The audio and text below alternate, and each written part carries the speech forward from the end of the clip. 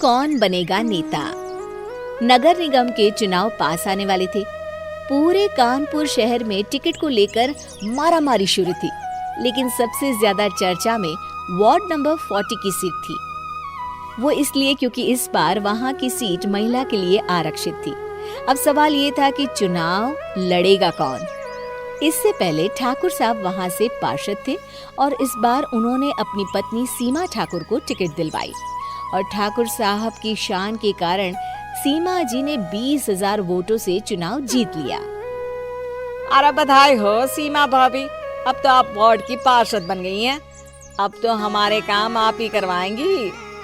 अरे ये तो सिर्फ नाम की पार्षद बनी है, वो तो महिला सीट आ गई, वरना पार्षद तो मुझे ही बनना था। अब भले ही चेहरा इसका होगा, लेकिन पावर तो मेरी ही होगी। अरे वाह भाई साहब, क्या दिमाग लगाया है आपने भी। आइए आप लोग, खाना लगा दिया है सबके लिए। सीमा जी पार्षद बन चुकी थी, फिर भी उनकी एक ना चलती। सारे काम ठाकुर साहब खुद ही संभाल लेते और जहाँ जरूरत पड़ती वहाँ सीमा जी का अंगूठा लगवा लेते। सीमा जी ज्यादा पढ़ी लिखी भी नहीं थी। एक दिन ठाकुर साहब और सीमा एक प्रोग्राम में जाते हैं। अरे ठाकुर साहब आप आ गए। ओहो, पार्षद मैडम भी आ गई है। स्वागत है आप दोनों का। लगता है हमारे पार्षद फंड का सही इस्तेमाल हो रहा है। चलिए अब उद्घाटन करते हैं। ये लीजिए ठाकुर साहब कैची, आप ही सबसे पहले प्रवेश कीजिए। सब लोग आगे निकल जाते हैं और सीमा जी पार्षद होने के बावजूद भी पीछे खड़ी रह जाती हैं। वो देखती हैं कि वेलकम बोर्ड पर उनका नाम है, लेकिन महिला होने के कारण कोई उनका सम्मान नहीं कर रहा। अगले दिन एक आदमी उनके घर आता है। अरे ठाकुर साहब नमस्कार। कल ना हम नोटिस किए कि हमारा घर तो अवैध है और नगर निगम वाले उसे तोड़ने आ रहे हैं। अरे कुछ कीजिए ना ठाकुर साहब। देखो भाई, मैं तो ज्यादा कुछ कर नहीं सकता, पर अगर तुम सबकी जेब गर्म कर दो तो कुछ हो सकता है।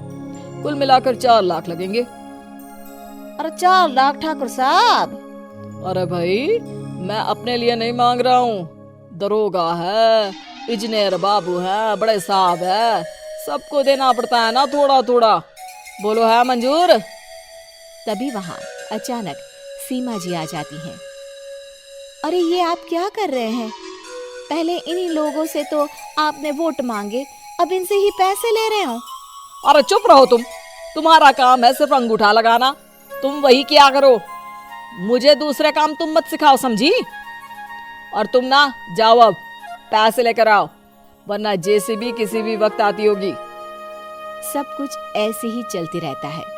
एक दिन सीमा जी और ठाकुर साहब को एक लोकल मीटिंग में बुलाया जाता है। वहाँ पर कई और अधिकारी लोग भी मौजूद रहते हैं। अब मैं चाहूंगा कि ठाकुर साहब हमारे बीच 2 शब्द कहें। मेरे प्यारे भाइयों और बहनों, आज मेरा सौभाग्य है कि मैं आप सबकी सेवा दिन रात कर पा रहा हूँ। आपने मेरी पत्नी को भारी मतों से जिताया है, इसलिए मैं आप सभी का शुक्रगुजार हूँ। मैं आप सबसे वादा करता हूँ कि हमेशा की तरह हमारे वार्ड में किसी को कोई तकलीफ नहीं आने दूंगा। सभी लोग तालियां बजाने लगते हैं। अब मैं माननीय पार्षद मैडम को स्टेज पे बुलाना चाहूंगा। अपने नाम को बुलाया सुनकर सीमा जी एकदम चौंक जाती है। उन्हें बिल्कुल उम्मीद नहीं थी कि इतनी बड़ी जगह उन्हें मंच पर बुलाया जाएगा। जैसे तैसे वो मंच पर चढ़ती हैं। ऊपर जाते ही सीमा जी को सारी पुरानी बातें याद आ जाती हैं कि किस तरह उनके पति उन्हें कभी भी आगे बढ़ने नहीं देते और उनके नाम से गलत काम करते हैं। वो बोलने लगती हैं, मैं आपके वार्ड की पार्षद सीमा हूँ। आप में से बहुत कम लोग ही मुझे जानते होंगे, क्योंकि इससे पहले मुझे कभी ऐसा मौका ही नहीं मिला। सारे मौके मेरे पार्षद पति यानी आपके ठाकुर साहब ही लेते रहे, लेकिन आज ये मौका मुझे मिला है तो मैं इसे ऐसे ही नहीं जाने दूंगी। मैं आपको ये बताना चाहती हूँ कि आपके ठाकुर साहब मेरे नाम की आड़ में गैर कानूनी काम करते हैं, जिस पर अंगूठों के निशान मेरे होते थे। इसीलिए मैं अपनी गलती मानती हूँ और आज अपने पद से इस्तीफा देती हूँ, ताकि आगे से कोई गलत काम ना हो पाए। अब फैसला आप सबके हाथ में है कि आप हमें क्या सजा देना चाहते हैं। सीमा जी की बातें सुनकर ठाकुर साहब के चेहरे का रंग उड़ जाता है और वो शर्म से मुंह नीचा करके वहां से चले जाते हैं और पद से इस्तीफा देकर ही सही सीमा जी अपने आप में आत्मविश्वास महसूस करती हैं।